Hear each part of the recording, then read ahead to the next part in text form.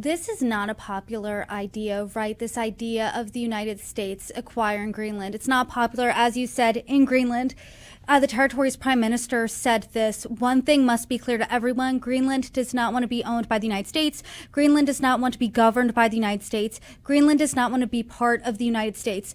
I mean, that's pretty blunt. And then you have domestic polling. New poll from Reuters Ipsos found only 17% of Americans support Trump's push for Greenland.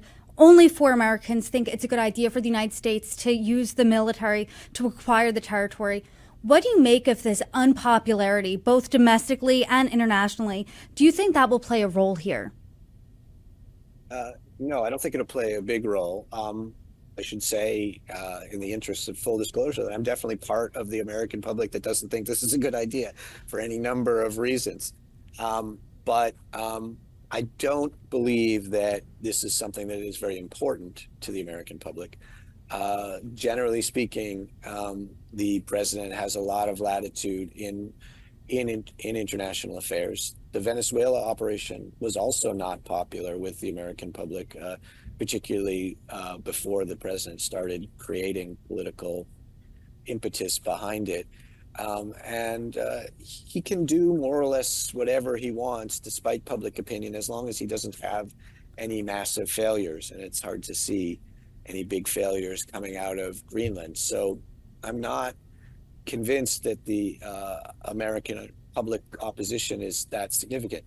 I think the Greenlandic opposition is somewhat more significant because it is hard to take over a territory when everybody hates you, and clearly Greenlanders are not interested in the United States. I understand that they're particularly afraid of our healthcare system, which I have to say from recent experience is a reasonable fear.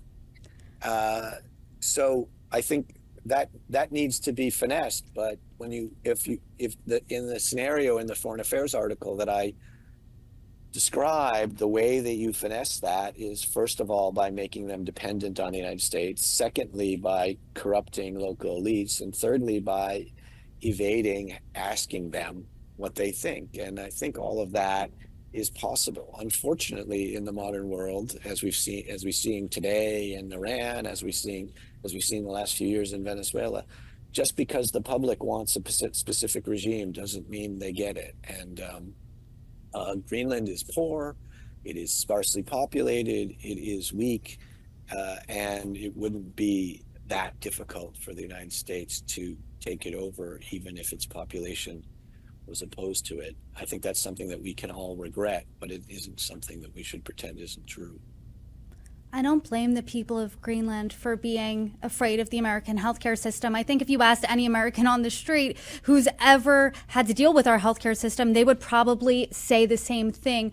But yeah. In your piece, you said that Denmark takes us over and imposes their healthcare system on us. Hey, you never know. I mean, in this world, you never know.